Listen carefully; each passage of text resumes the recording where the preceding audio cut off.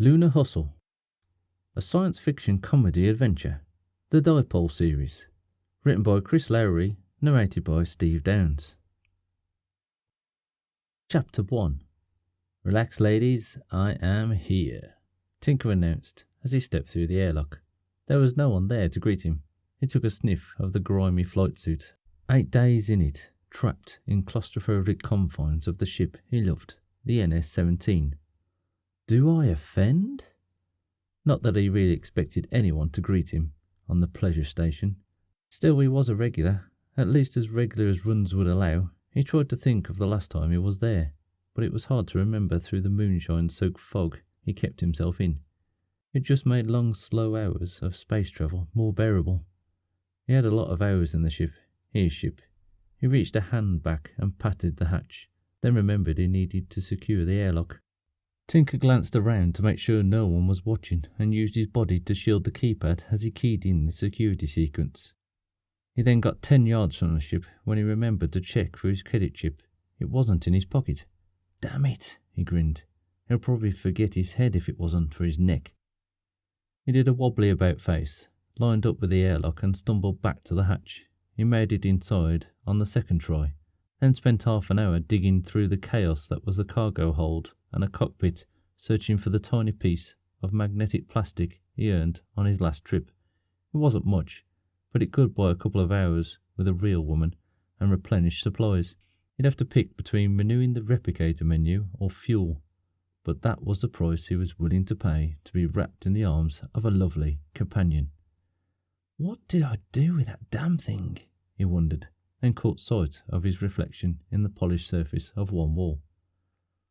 He tapped the plastic mirror against the bulkhead to make the space look a little larger, but it had an added benefit of making him feel less alone during the long trips from station to station as he smuggled goods. One day he might work up to people. That's where the real money was, but for now stuff was a key to eating, and drinking, and sex.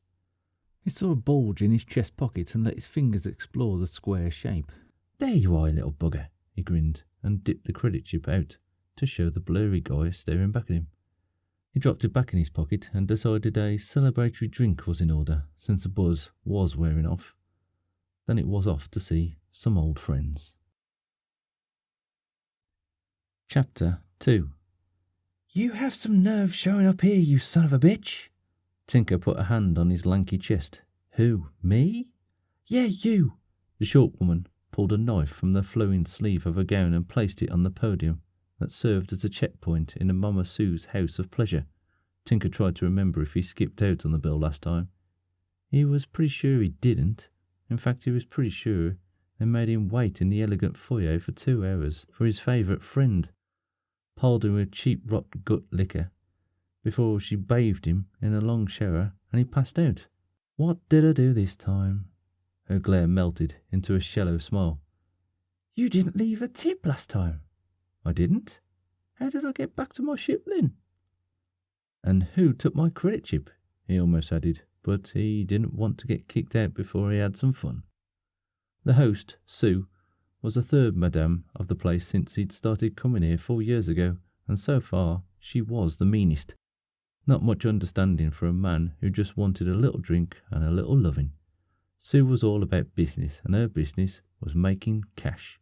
Of course, the original Sue had been about the credit too, and retired to a ranch on the outskirts of Musk to paint Martian landscape portraits. The second Sue married one of the customers, and Tinker was pretty sure he still saw him in the house the last time he was here. Maybe he got a discount.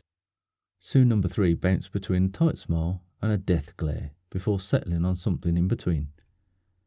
Part of the service, she snapped. We want you safe to come again. I didn't know that I did the last time, he said under his breath. What? Nothing. You got money? Do you think I'd show up without it? He patted the tiny lump in his pocket. She held out her hand, palm up. Tinker dug it out and dropped it on the smooth skin. Not all of it, okay? I'll still have to resupply. Sue shrugged. Don't drink so much this time. You emptied my bar last time. I thought that was free. The only thing free, babe, are the smiles. But she didn't give him one of those either. And you need a shower. Tinker nodded. Maybe his sniffer was offline due to being locked up in a cabin for over a week. He would have taken one in his captain's quarters, but the shower needed a new part. He could have brought it with the credit he was about to spend at Sue's, but a man had to have his priorities. "You going to rub my back?" He winked at Sue. She lifted one lip in a disgusted snarl. "You can't afford me," she snapped back. "Well, just who can I afford?" he joked, trying to win her over with his charm. It was lost on the hostess. She snapped her narrow fingers and a female wrestler stepped out of the curtain that separated private compartments from the front. Tinker started at her feet and stared up at her. She was taller than his 6-foot frame and outweighed him by at least 100 pounds.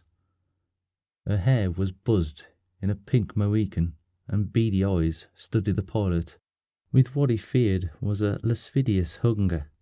"This one needs a shower," said Sue. "I can do it," Tinker offered. "Big Cindy, make sure you do it right." "You want me to give him the special?" "I don't want the special," Tinker interjected. Sue looked at him, sniffed, and nodded. "Give him the special," she commanded. Tinker was about to protest, cite the rights of a paying customer, but the woman grabbed him by the flight suit and carried him into the back. He hated that it was a kind of a turn-on. Chapter 3. There was nothing special about the special. It hurt. The Amazonian warrior unzipped the flight suit, even as he protested. She lifted him up and shook his boots into a corner and peeled the fabric from his skin. "You stink," she informed him.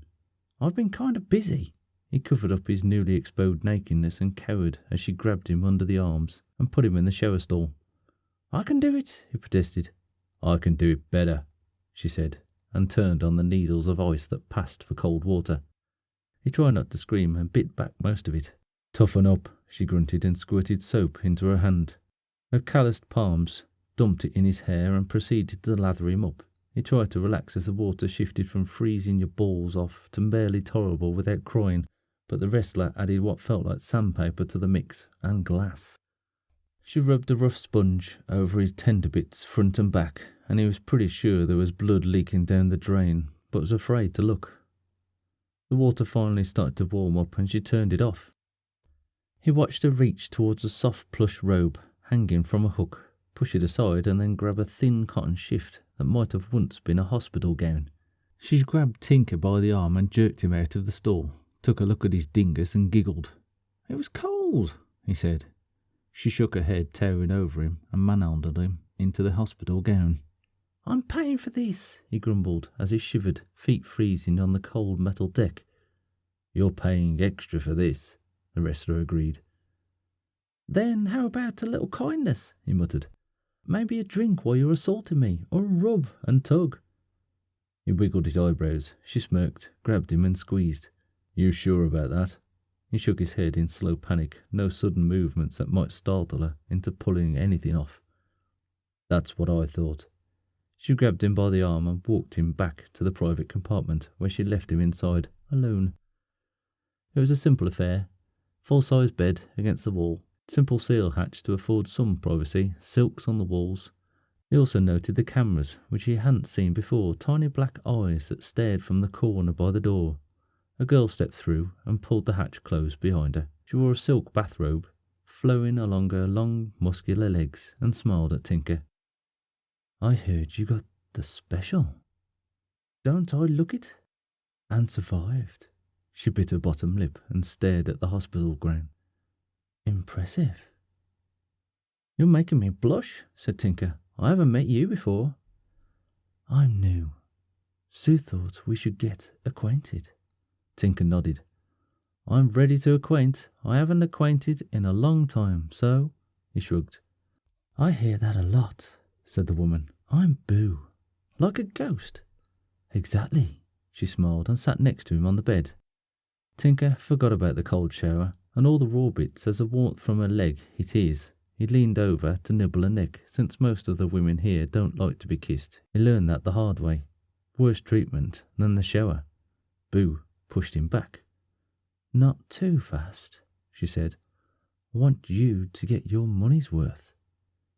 "You could offer me a drink," he suggested. "Great idea." Boo hopped up. Tinker was sad at the disappearance of a warm leg against his, but he enjoyed the rush of anticipation for the drink. "I'll be right back." He watched her leave through the hatch, stared up at the camera and grinned for the birdie. He could have sworn it blinked back at him. The silky shimmering tapestry over the airlock swished aside.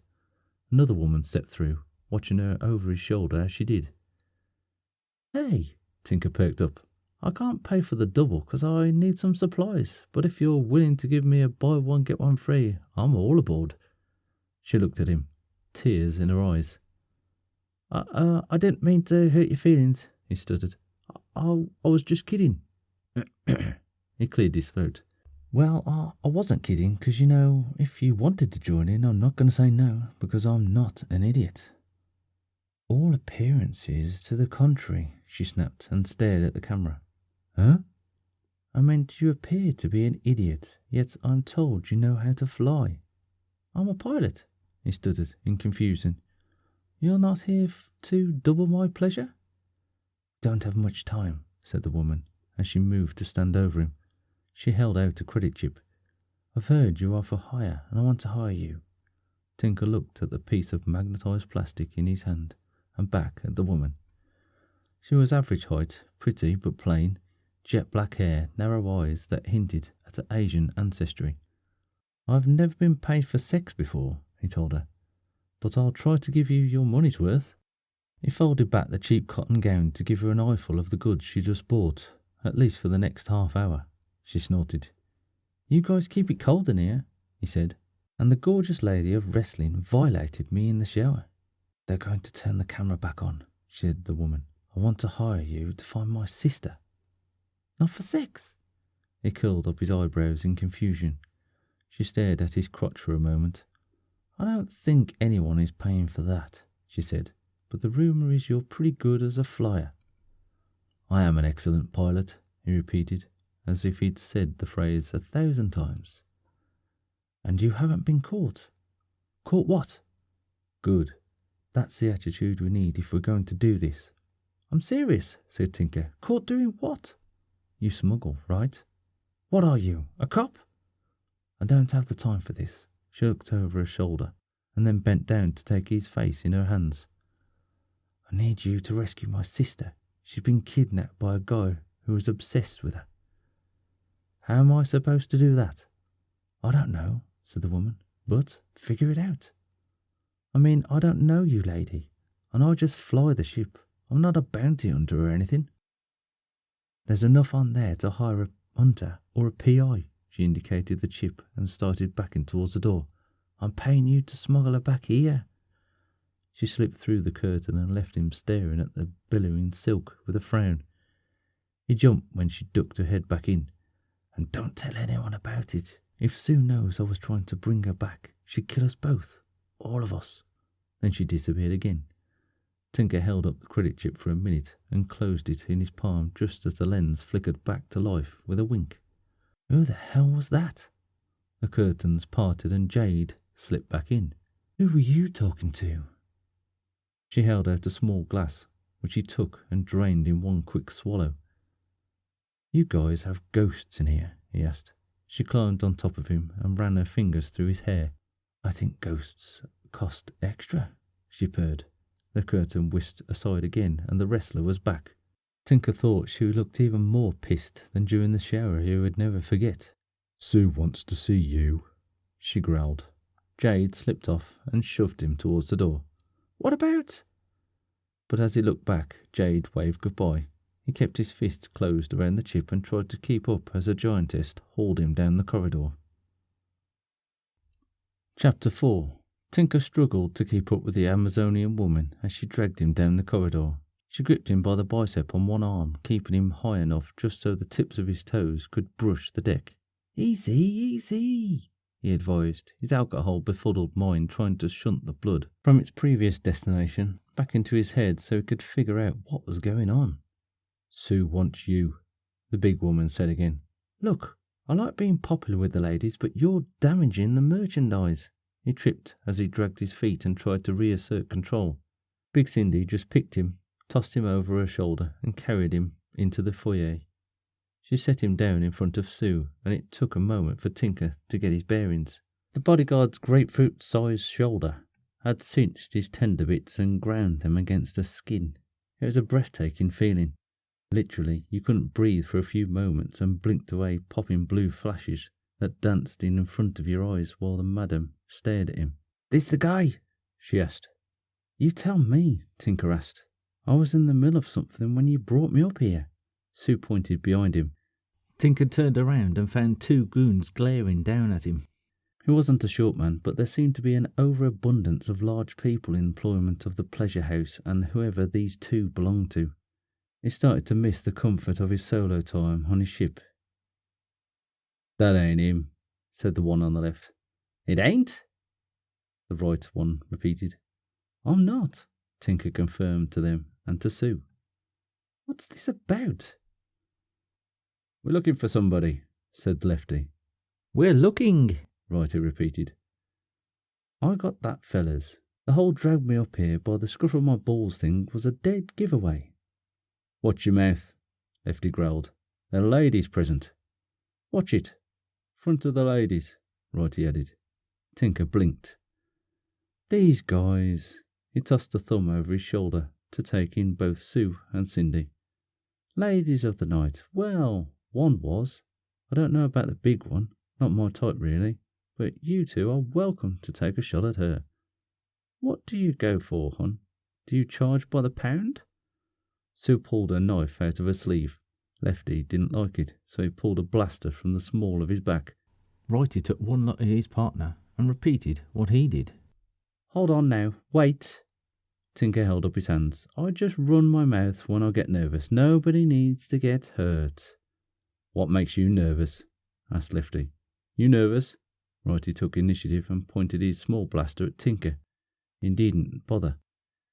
Big Cindy was offended. It was evident in the set look on her face, in gritted teeth and pulsing vein in her forehead. Tinker had no way of knowing, but being a bodyguard for Sue's business was not her first choice. She had wanted to become one of the workers, but no one wanted her back. Sue had thought there was a certain sub-segment of the clients who would pay for a giant woman, even if it was only to be humiliated, hurt and abused by her. But alas, nobody wanted her. So house muscle was a second choice career for the giant woman. Being around so many wanted women, so many men willing to pay for it, and the deprivations she saw made the anger in her muscly belly shimmer on the verge of boiling all the time. Tinker fanned the flames of that rage just by being there. She knew him from prior visits, remembered him from prior insults. Though he was too drunk to recall more than the image of a female Sasquatch hauling him around.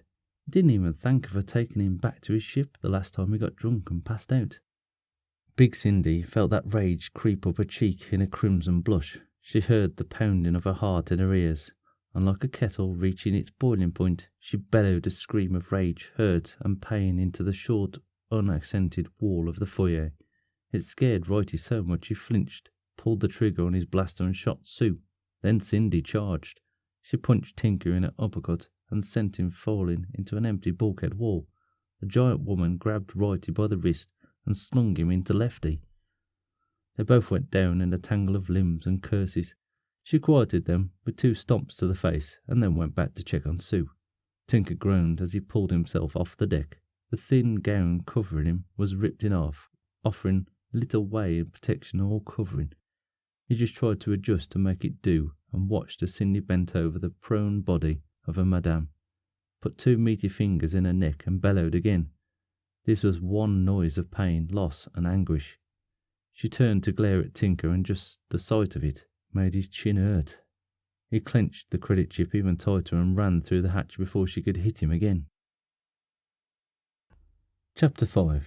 It was easy to ignore the looks. He just refused to look back. The catwalls were harder, the groping harder still.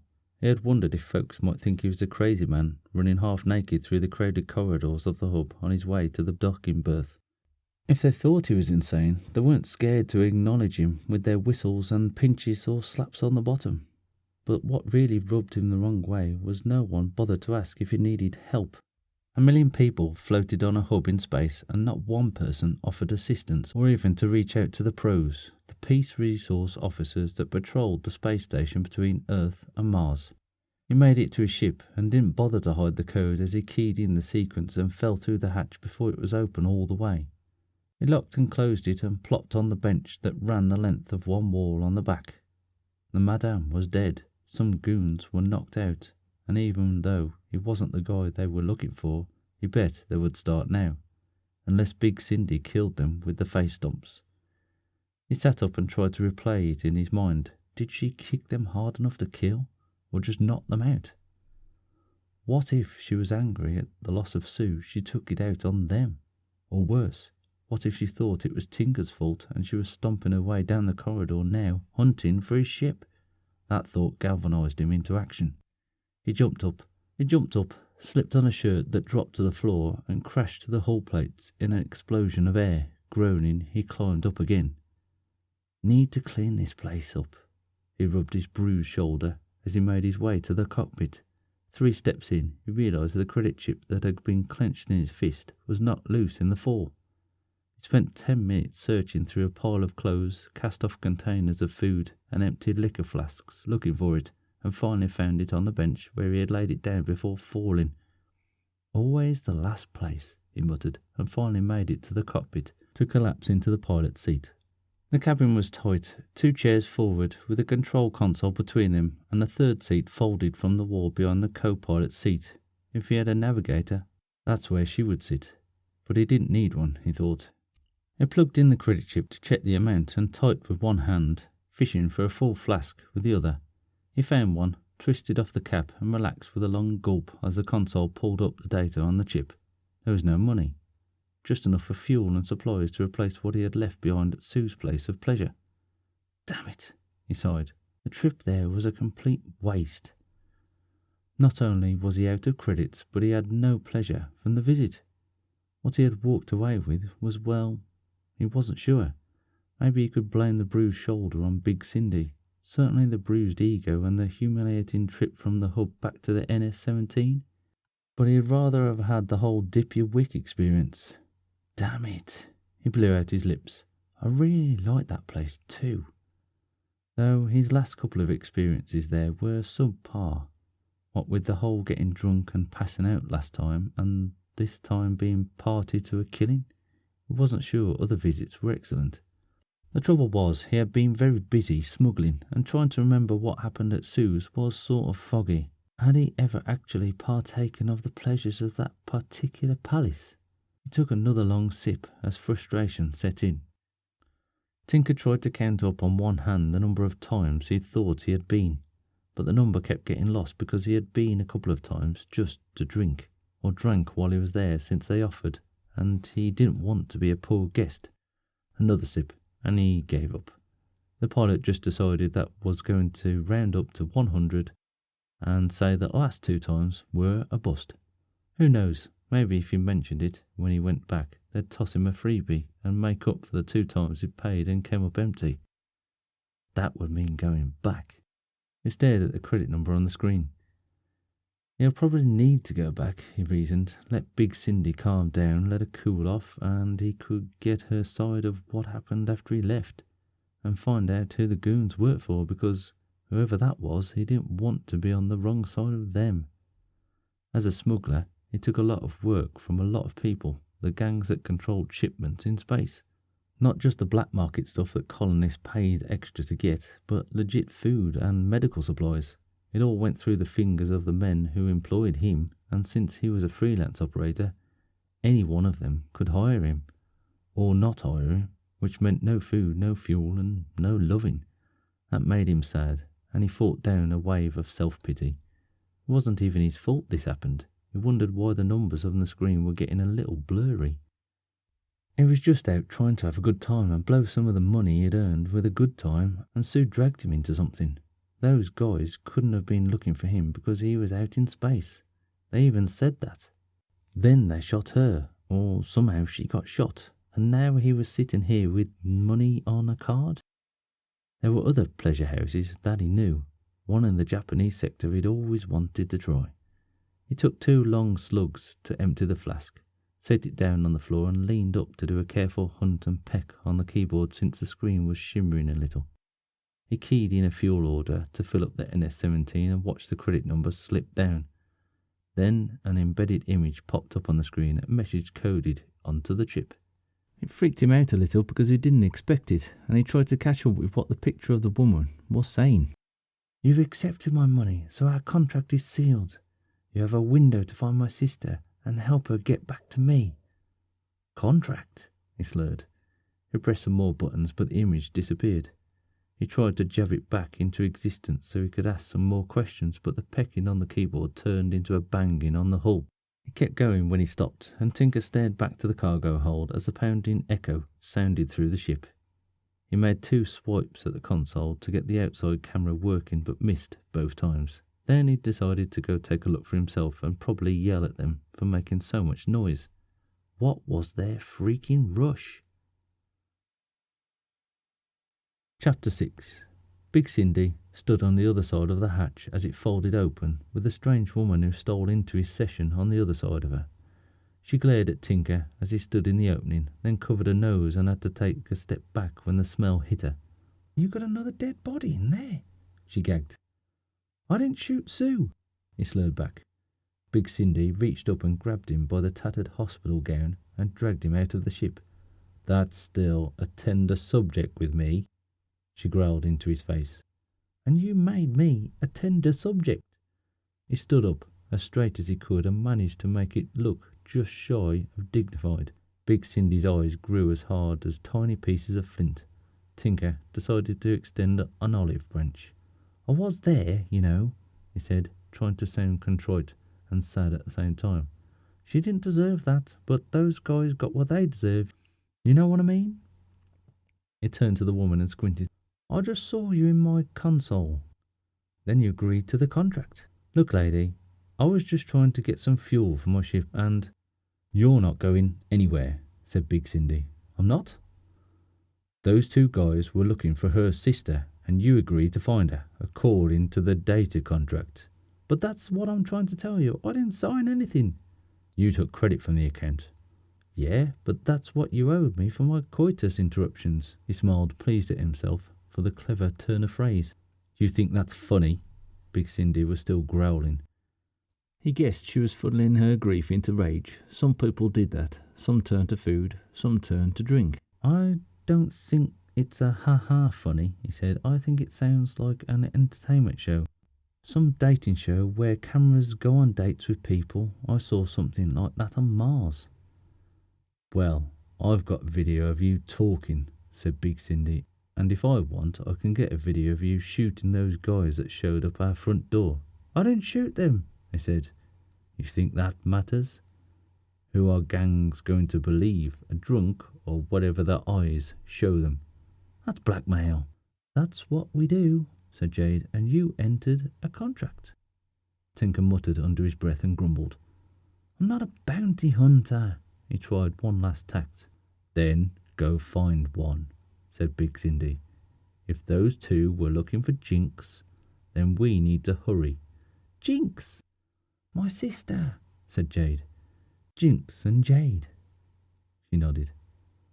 "Jade and Jinx, are you twins?" He let his mind conjure up images of what twins working in a pleasure house could do and how much that would cost him. Then he tried to calculate how many times it would take for him to buy a night like that, but the numbers got mixed up in his head and gave him a headache. "We're twins," Jade said as she watched him, as if she could read his mind and was disturbed by what she saw on his face. "So I go and find somebody that looks like you?" "Yes." "Unless she's dyed her hair," Big Cindy said, and pointed to a pink mohawk. "I wasn't born like this." "Are you hiding from someone too?" It was like poking a bear with a sharp stick. Big Cindy lunged and lifted him up against the side of his ship, her hot breath bellowing over him as she whispered in a low voice, "I'm not hiding from nobody." He tried to pull her hands away from the shredded gown, and when that didn't work, he rubbed them in gentle circular motions. He had read on the internet somewhere that the motion calmed animals down, and the giant woman trying to press him through the hull of his ship, looked a lot like an animal right now. "It's okay," he tried to soothe her. "We're all hiding from something." Wrong thing to say. She shook him like a giant cat holding a tiny mouse and bounced him off the metal plating a couple of times. "Ow!" he said. "Don't kill him." Jade put her hands on Cindy's arm. "Thank you," Tinker said. "Yet? Hey! We still need him." Big Cindy dropped the pilot and took a step back. She was still close enough to kick him in the face if she wanted to. Tinker decided to put some more room between them. He'd seen the damage she could do with the boots she wore. "Let's not kill anyone else, okay?" he said. "I'll do what I can to help." That seemed to satisfy Jade and mollify Big Cindy, and that was all he needed. Just some space to get away from them, get back in his ship, and get gone on another run. He had enough fuel being delivered to reach a couple of space stations dotting the galaxy between Earth and Mars, and someone somewhere had cargo they wanted moved without too many others noticing. He edged towards the hatch on the ship. "Our contract," Jade said as she watched him twitch. "What about it?" "It's got a death clause in it." "What's that?" "Like a dangerous cat. If you don't live up to your terms, you die." He almost said by who or by whom, but his mind vapour locked, trying to get it right, and by the time he figured it out, Jade was talking again, and he had to let it go. "If you don't go, find my sister and bring her back here, safe. We're hiring a couple of hitmen to find you." There it was, that simple. He almost blustered about the places he could hide. There was thousands of places he could spend months docked on. He could sell his ship and melt into the mass of humanity that lived in Musk, the colony on Mars, get a regular job, live a regular life, but he realised that if he did that, he'd have to always be looking over his shoulder, and that's how you run into things. He didn't want to bump into anything, so he decided to just do the damn job and get it over with. "What are you looking at?" Jade snapped as he stared at her without blinking. "Are you having a medical problem?" "I'm taking a mental snapshot of your face," he said. "You said she was your twin, right?" "Right. All right then. Just hold still and let me lock it down." He kept staring. "You know, if you took off your clothes, it might help me get a better image of what I was looking for," he said after a few moments. Big Cindy took a swing, but there was no heart behind it. The punch hardly knocked him off his feet. By the time he got up, they were walking away. "Hey!" he called after them. "Any ideas on where I should start this hunt?" "Musk," Jade called back. "She's always had a thing for Sue 1. Chapter 7. The fuel arrived shortly after the two women left, and he got clearance for takeoff from traffic control. The space hub was busy with the coming and going of merchant vessels and some recreational cruisers, though these were very limited. Then there were dozens of smaller freights like his ship. It was long and sleek, with a bulbous body and a narrow head. The engines took most of the rear compartment, and he did most of the work on them himself. Part of being a pilot was keeping the ship running, at least when you couldn't afford to pay someone else to do it. As such, some things he had to learn to live without, like a working shower in his quarters. He set the ship on autopilot using an integrated computer system he had installed himself that connected to all the components on the ship.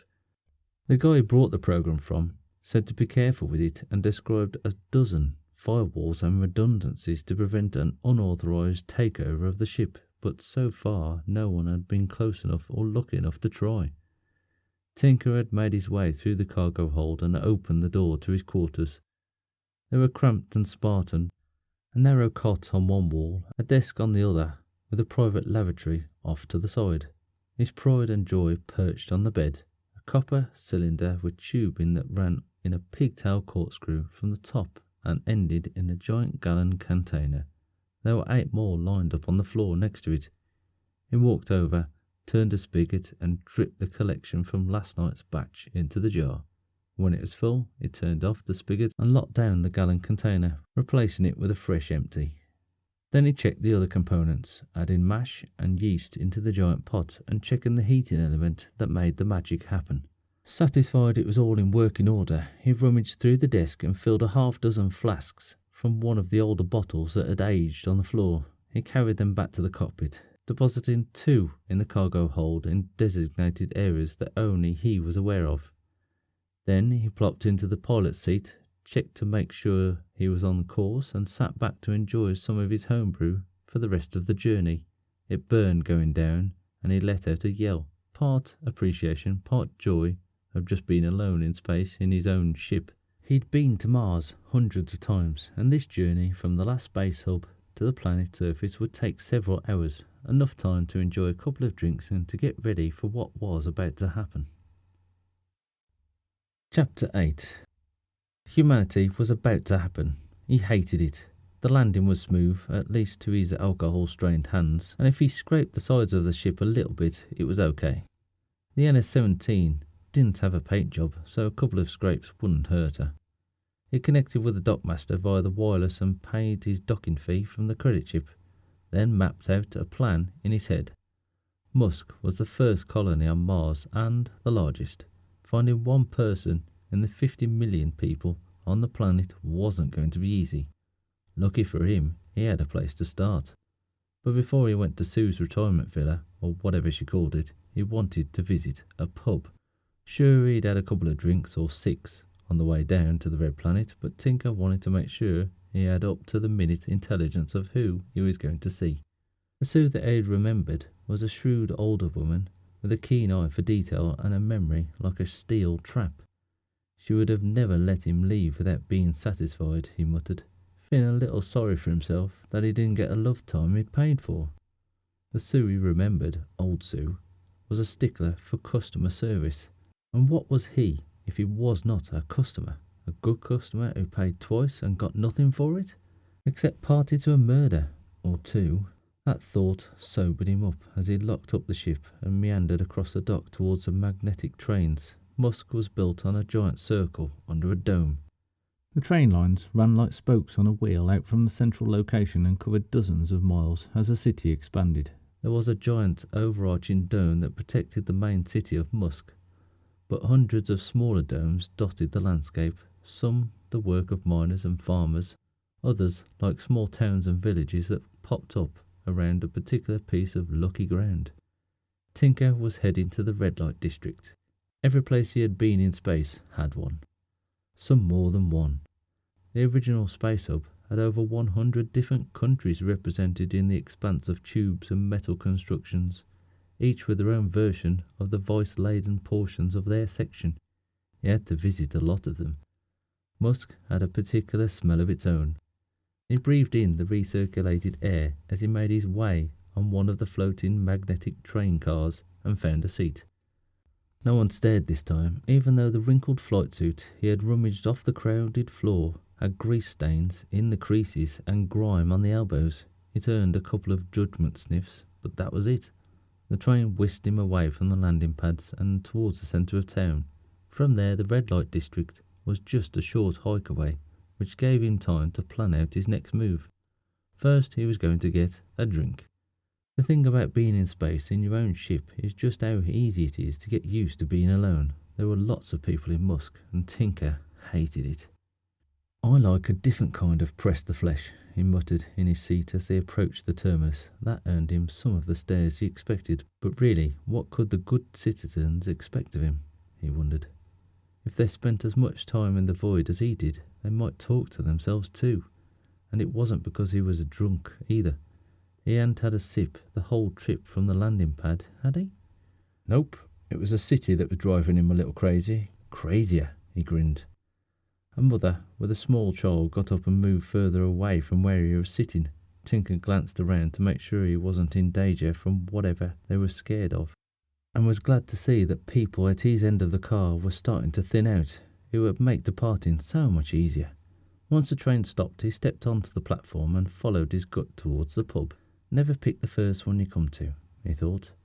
It would be more crowded. The second maybe, depending on the time of day or night. But it was the third one that was actually the sweet spot.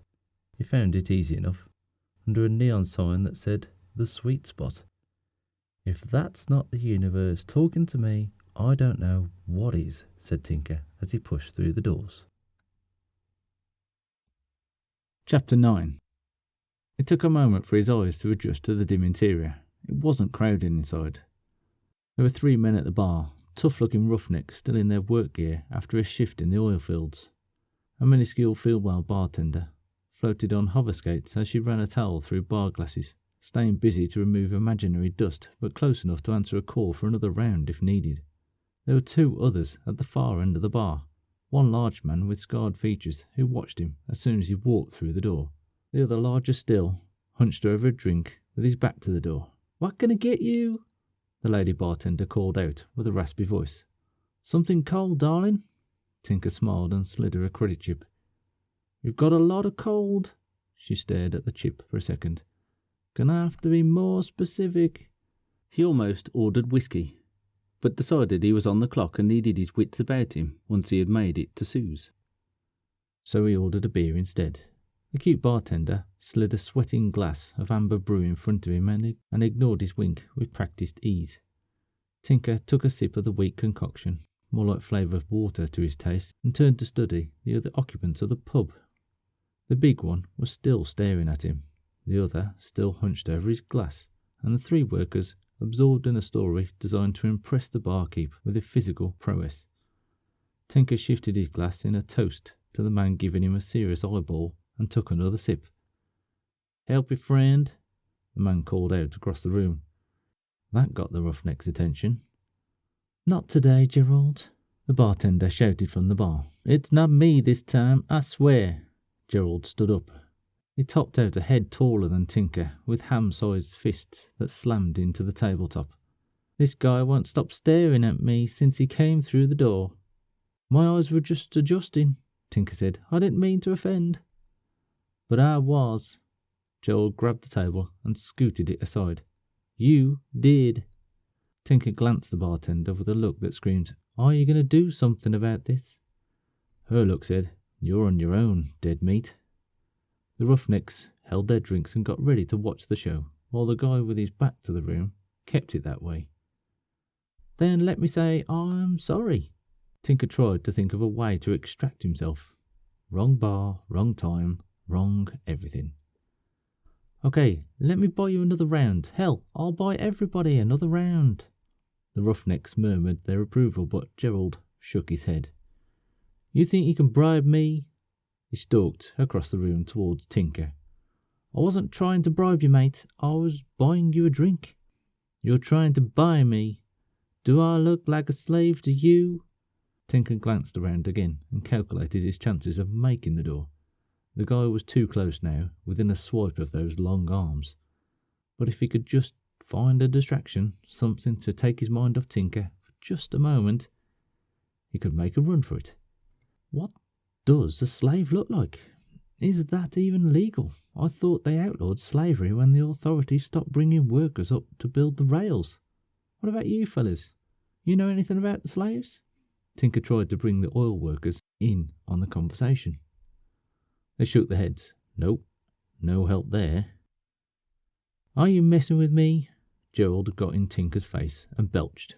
This close, Tinker could see that the man was way up to his neck in whatever he was drinking. The white of his eyes was a solid mass of red irritation, the pupils blown up to take up almost the whole iris. Tinker was on a pisser, and he was gone. Didn't make him any less dangerous, Tinker thought, but that explained the overreaction. But one thing about the big man bothered him. If the man couldn't hold his liquor, he had no business drinking.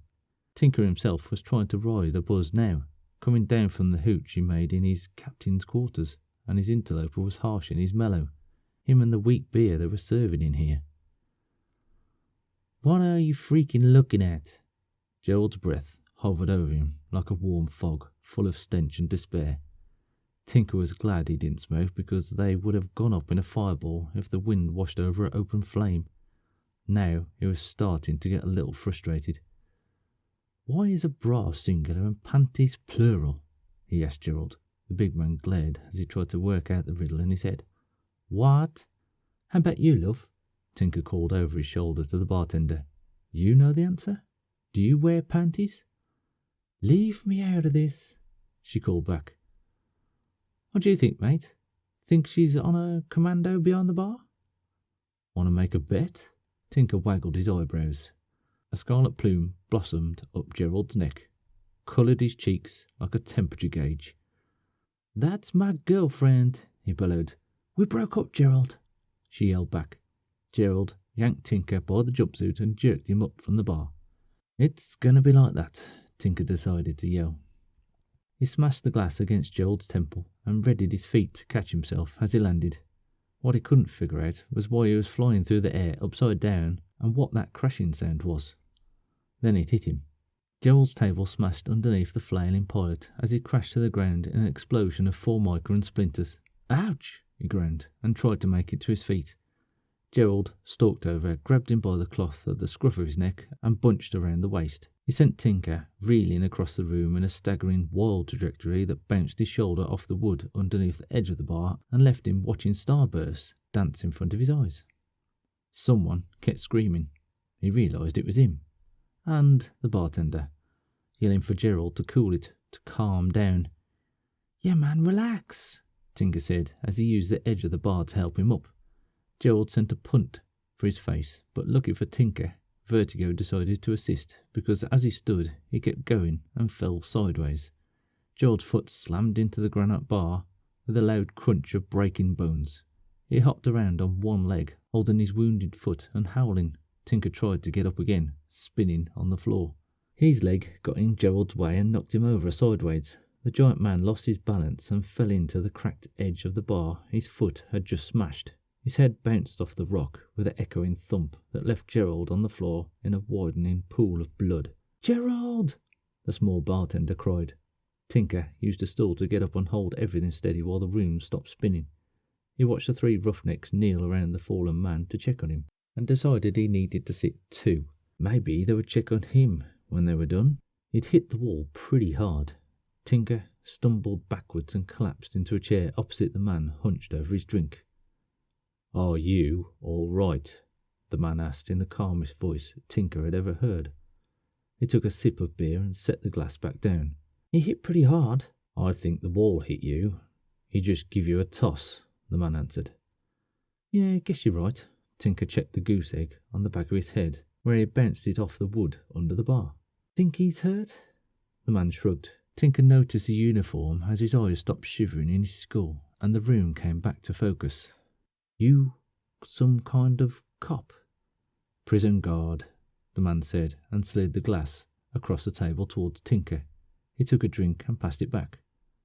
"Thanks, I'm a pilot." "You killed him!" the bartender screamed. She jumped up from the body on the floor and launched herself at Tinker. One of the roughnecks reached out and grabbed her. "Are you sure?" Tinker blinked. "You killed Gerald, you bastard!" she sobbed. "I loved him." "You said you were broken up." Tinker stared at the body. "But I didn't want him dead," she wailed. "You're a murderer." "It was an accident." The other two roughnecks spread out to either side of the table to grab Tinker. "He was a friend of ours," one grumbled. "More like a drinking buddy, really," the other corrected. "Yeah, I guess, but we saw him here a lot, and you upset Meg." "Who's Meg?" Tinker pressed into the wall, wishing for all of Mars a hole would open up and allow him to escape. "That's Meg." The right one pointed to the wailing bartender being held by the third man. He was taking advantage of her grief and distraction by running his grimy hands all over her back, bottom, and hair. Tinker showed them both hands. "Look, I was just trying to find someone to help me to get someplace and having a drink.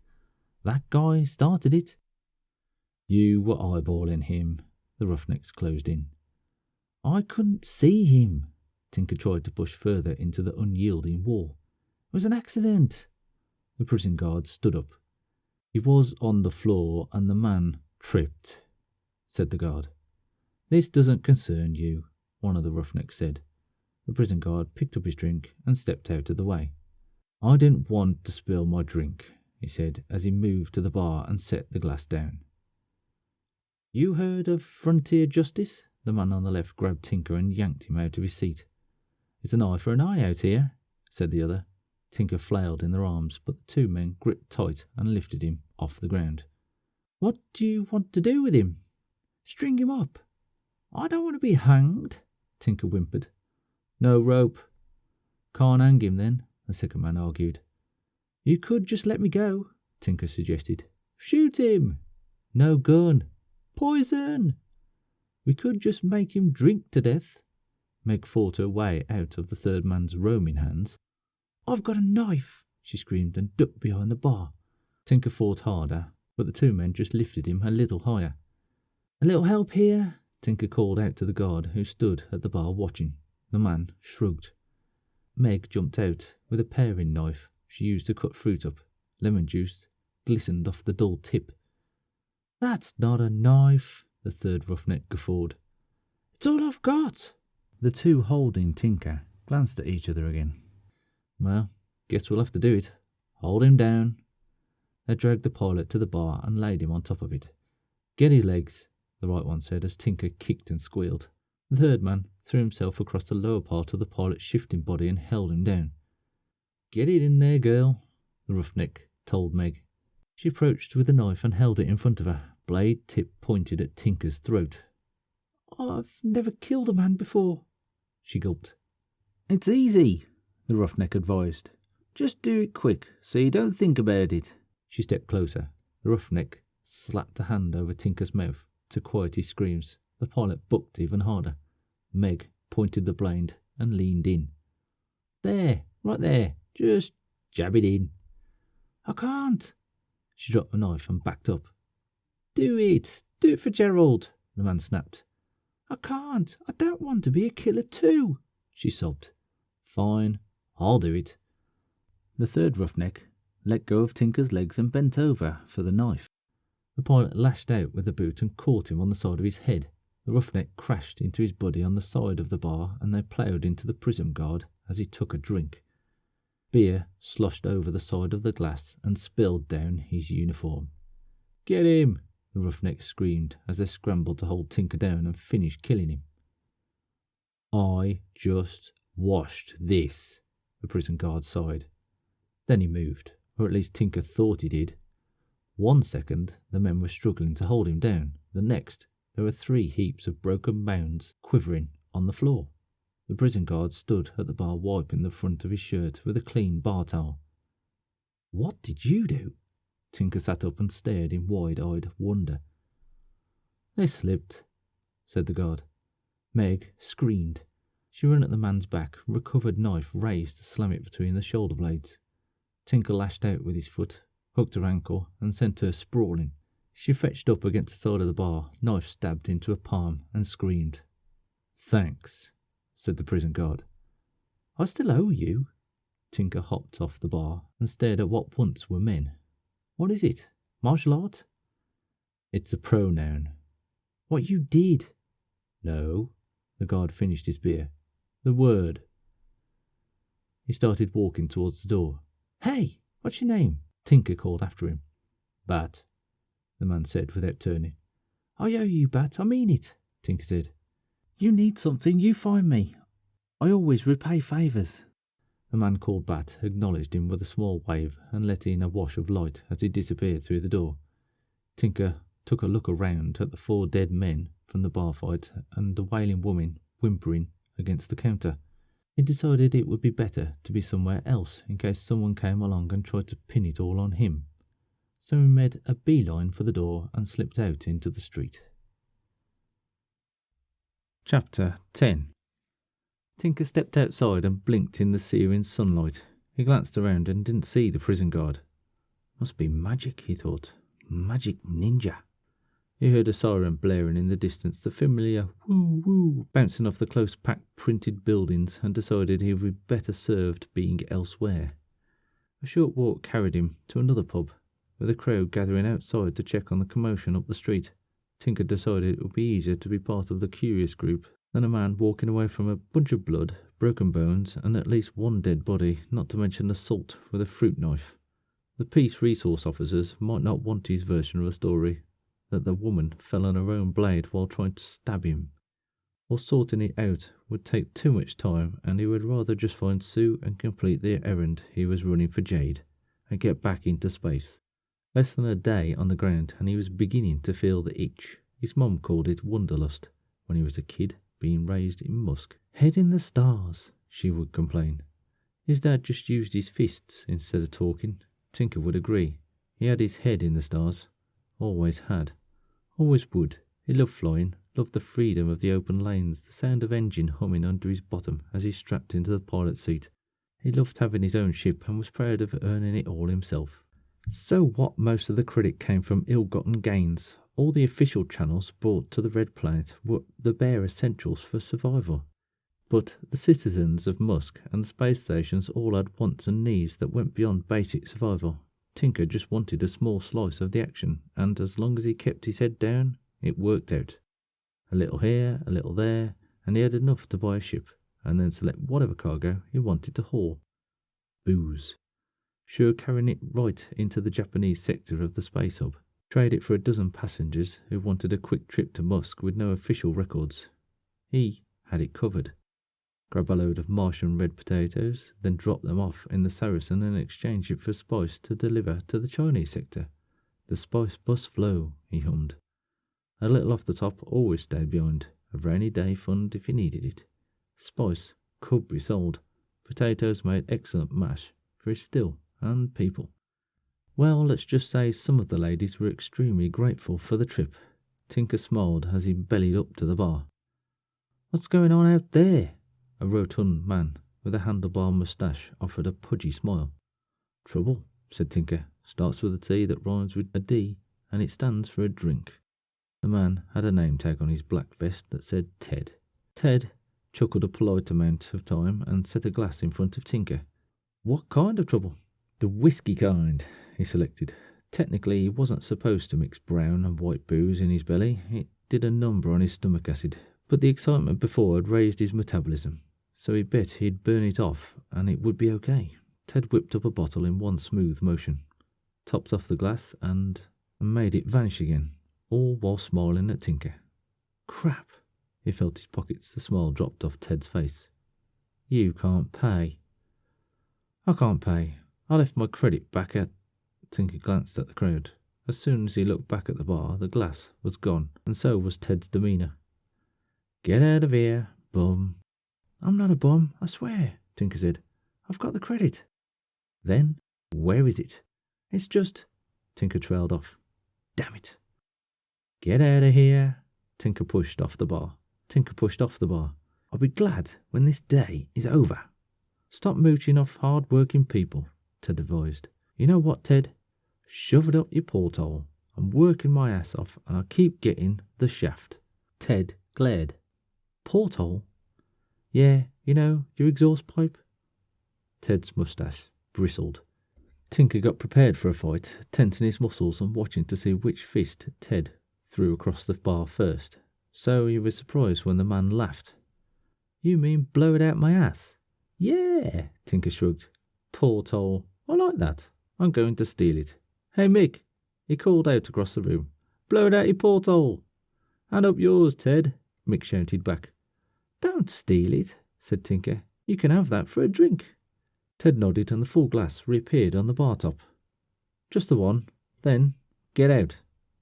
Tinker nodded and took a sip from the amber liquid, letting the burn slide down his throat and spread across through his belly. The ache in his head back, and when did he hurt his leg, all began to dissipate. Ted, he said to the bartender. Can I call you Ted? That's what my name tag says, Ted pointed. It would be weird if you called me Bob. Ted, Tinker continued, I'm looking for a place called Sue's. Ted's eyelids dropped to half-mast as he stared at Tinker with an expressionless face. What do you want with Sue's? I'm delivering a message from one of her former co-workers. What kind of message? Private kind, Ted. I think you should take your drink and leave. Tinker took another sip. I'm almost done. Unless you have to go cup. Drink up and get out. Tinker nodded. He knew Sue from the space hub, but he wondered what kind of business she was up to planetside to elicit that kind of reaction. Did Ted know her? Was he a customer? A paramour? Tinker was about to ask another question when Ted glanced over his shoulder and the passive face disappeared into a scowl. Tinker looked up into the reflective mirror behind the bar, brought there by a smuggler like him no doubt, and saw a couple of pros step inside and look around. They probably weren't searching for him, just looking for anybody who might have witnessed something. But he slurped down the rest of the drink, and when two officers went one way into the bar, he circled the other way and hit the door. "Hold it right there!" A massive hand fell on his shoulder as he stepped outside. "It wasn't me, officer." Tinker turned with a prepared defence. He didn't recognise the guy behind him, tall, lanky and mean looking. He wore a battered Stetson and a dusky coat. "I'm Mick," the man introduced himself. "From inside?" Tinker asked. Mick nodded. "I hear you're looking for Sue." Tinker tilted his head. "You heard that?" "I've got good hearing." He waited for Tinker to say more, and the pilot waited for a longer explanation. When the silence stretched almost into a minute, Mick turned. "Walk this way," he instructed. Tinker tried, but the tall man's stride was different from his, so he walked his own way and followed. Chapter 11. Mick led Tinker to a home on a cramped street, the pre-printed structure built to look like all the others except the colour.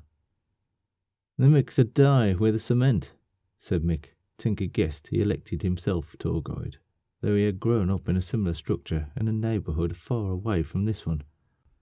Part tenement, part government housing, part prison cell.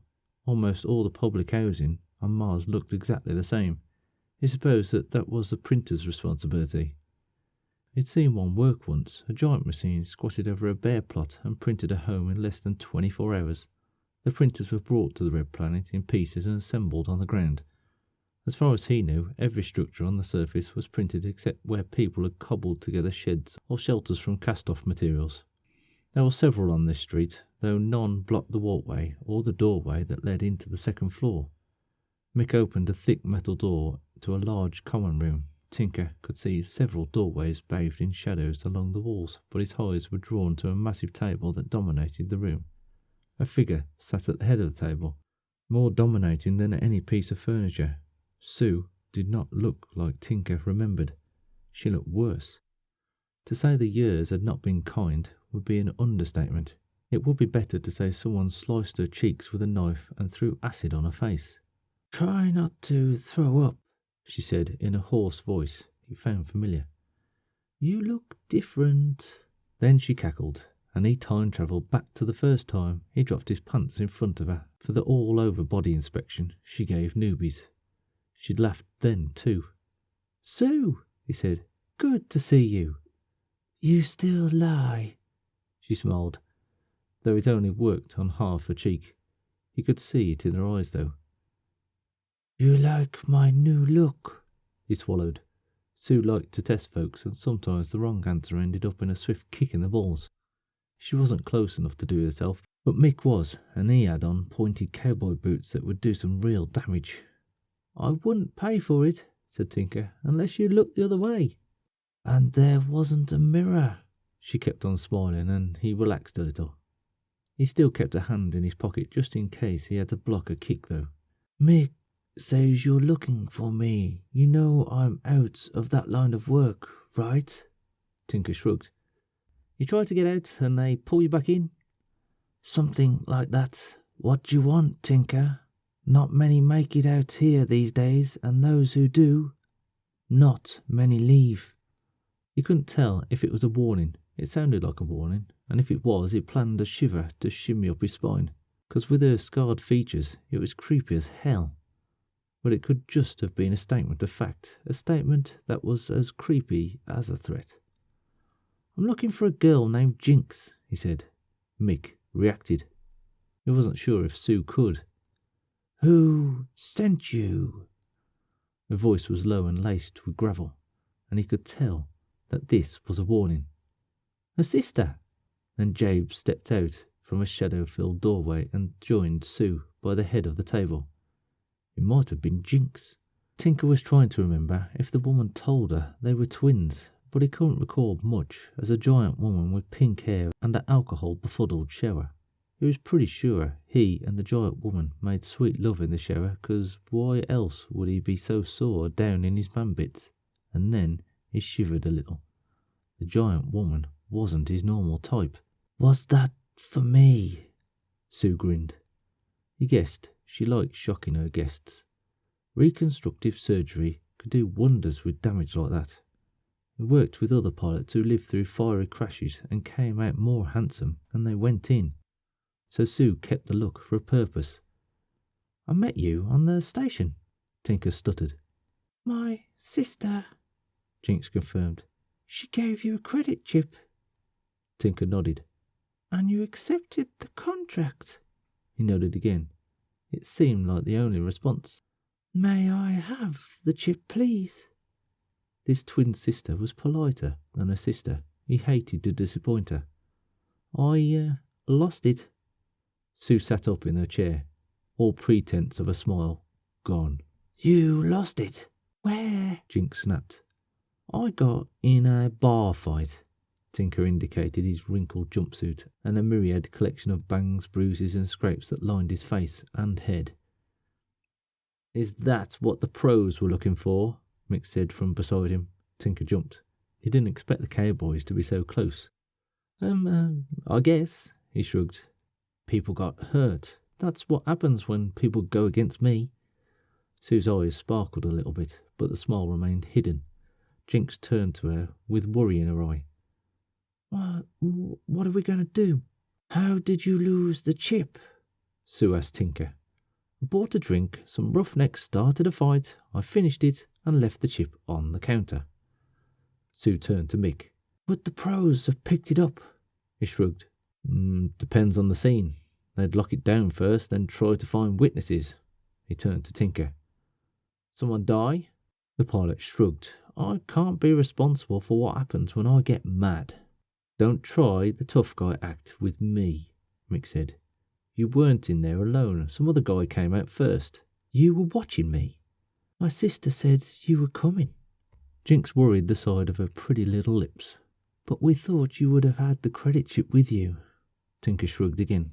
Sorry I lost it, but if you just get me back to my ship, I'll do a run and pay you back. Sue, you know I'm good for it. She waved him off with a wrinkled hand. It's not the money, idiot. There was a message on the chip. Yeah, I saw it. You saw the message? Her sharp eyes drilled into him. Sure, your sister told me to start looking for you. Was there more? He shook his head. Sue turned to look at Jinx. There would be more to it, said the twin, still worrying her lip, hands twisting her tiny fingers. Anyone want to give me a clue into what's going on? You ever been in a hostile takeover? Sue asked in a sharp voice. I almost got boarded by pirates once, he said, but I got away. You got away from pirates, Mick scoffed. I am an excellent pilot, Tinker sniffed. He's not lying about that, Sue agreed. He's flown some hairy runs before. But he's a drunk, Mick pointed out. And you're a drug addict. Jinx is a prostitute, Sue added. We don't judge. Everybody's got a long road. I'm not judging him, Mick muttered. I'll judge you right back, Tinker snapped. I can fly circles around anything you got. I can't fly, Mick said. Well, there. That's it? That's the end of your argument? Just there? Buddy, said Tinker, it's no argument. You ride on your maglev trains, I'll stick to the stars. Enough, Sue interjected. You need to get the credit chip. Why? Asked the pilot. I got this from a hostile takeover, from Sue, said Sue as she ran the tip of her finger across the scarred features of her face. And now it's time for payback. Tinker scratched his head. Sue's dead. She's dead? How? A couple of guys showed up and shot her. They shot her. Sue glared at Mick and Jinx. Do you know why someone would shoot Sue? You're the only one I know who would want to, said Mick. Who was in charge when you left? Big Cindy, said Tinker. The bouncer, Sue shrieked a cackle. Her or your sister? They sent me down to get you still. Jinx broke down in tears and collapsed next to the chair. Sue reached out a hand and patted her sobbing head as tears streamed down her scarred cheeks. What the hell is going on? Tinker stared at the duo. He glanced over at Mick and he saw he was a little emotional too. Am I missing something? "You're missing a lot," said Sue, "but give us a ride up to the station and we'll catch you up." Chapter 12. Tinker didn't get a chance to show off any of his vaulted flying skills. Takeoff from Mars went off without a hitch, and except for a mix-up on the docking space where another ship swooped in to his assigned spot before he could land there, everything was smooth. He lined up to the airlock to the second hatch, settled hull to hull with a gentle kiss of metal and a hiss of retro rockets. Then the airlock engaged and the light by the door glowed green. "Not bad," said Mick from where he stood in the cockpit door. "How would you know?" Tinker snapped. Sue wouldn't let him drink on the flight, and it pissed him off.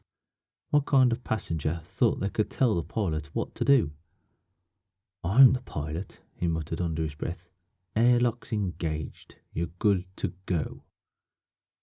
He was glad the trip was over, glad to get them off his ship. First thing he was going to do was set a course for a little station towards the way out, then engage the autopilot and tie one on. He could practically taste the burn in his throat. "You're coming with us," said Sue. "Nope." Tinker shook his head. "You said, get you up to here, and that's what I did. I'm already out of 2 credit chips on these shenanigans, and I don't want any part of it." Mick clenched his fist. "And tell your cowboy to back off. I don't care how mad he gets. I'm done." "You're not done," said Sue. "Sure I am. I just said it." She leaned over to him, bringing her scarred face closer to him. "When this is over, you will be done, and your reward will be as much flesh as you can handle." He gulped. "Yours?" he squeaked. "Hers," Sue indicated Jinx. "And her sister, and more. All of them." She leaned back and dropped a full flask of clear liquid on his lap. "Women and drink, Tink, or you can handle for just one more favour." He glared at her, but even as his eyes were screaming hell no, his hands unscrewed the top of the bottle and took 2 long slugs. "He's going to shower again before we do anything, isn't he?" Jinx moaned from the cargo hold. "I feel like I need a shower after being stuck back here." Sue pushed her way towards the hatch. "You can bathe him yourself." She pressed the button to open the airlock. Tinker hopped out of the chair. Getting bathed by the girl sounded good to him. Getting bathed by both of them sounded even better. He shot a smirk at Mick's general direction as his hooch hit his belly and relaxed the tight grip he had on his courage, letting it spread with the liquid. "This isn't over," Mick grumbled. "We're here. There's beer. Get used to it." Tinker grinned and strutted out after Sue. They made their way through the hub towards the pleasure section. Everywhere they walked, people stared at Sue. She didn't try to hide her scars or bow her head to avoid the looks. Instead, she held her head high and marched to her old place, like she was marching to destiny. They reached the hatch that led into the pleasure house. "Ready?" Sue asked Jinx. The young girl gripped her hand and nodded. They pushed through the door together and found Big Cindy behind the podium. "You're back," the giantess squealed. "I hear you're in need of new management." Sue beamed at the large woman. Big Cindy grinned back at her. "No, we have it all under control." She lifted one of the stolen pistols from the 2 dead guys she had stomped to death earlier and shot Sue with a laser blast to the chest. Jinx screamed. Mick jumped to the side and pawed at a hidden blaster in his belt. Big Cindy sent a shot into him too as Tinker fell back and tried to get out of the way. Mick collapsed to the floor. His gun skittered across the metal like a rodent trying to escape. Big Cindy aimed the blaster at Tinker. "Wait, wait!" He held up his hands in surrender. "Can you at least tell me what's going on?" "Sure, little man." The giant grin painted her oversized features. "You deserve at least that much." Big Cindy stepped around the podium, pistol aimed at the pilot, and took a step towards him. Tinker kicked out, trying to scoot further back and out of the way. He accidentally hit Mick's leg and sent the pointy-toed boot akimbo, right into the path of Cindy's foot. She stepped on it, tripped as it rolled under her and landed on her elbows, laser tucked under her. The blast took the top of her head off, and showered Tinker with a smoking mist of hot goo. Jinx screamed again. Or maybe it was him. He couldn't really tell, because when he wiped the grey stuff that he was pretty sure was Cindy's brain out of his eyes, Jinx's screams turned to laughter. Jade scurried out from behind the curtain and grabbed her sister in a big hug as they twirled each other around. "We did it!" they sang.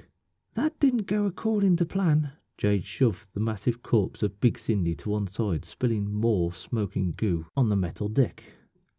"I think it worked out perfectly," Jinx sang back. "I never liked her anyway." Jinx shook her head. "Can someone tell me what the hell just happened?" Tinker pushed himself off the floor and tried not to throw up. "A coop," said Jinx. She turned towards him and teased the edge of her shirt, trying to draw his attention to her swelling chest. He saw Jade move towards Mick's fallen blaster in the corner and drop to his knees. He fought to free the blaster from Big Cindy's huge paw. Her tight fist clenched in a literal death grip. Jade hit her knees, scooped up the pistol and spun round. Tinker had another gun aimed at her. "You know how to use that thing?" he asked. She pulled the trigger. It clicked. "Safety's on," he said. His hands didn't shake holding the gun aimed at the beautiful woman. "Mine's not," he said. Jade let the pistol hit the floor. Jinx unfastened her whole top, still trying to get his attention. Tinker sighed. "Not your best day, sister." He backed away towards the door. "Let's just say this contract's complete."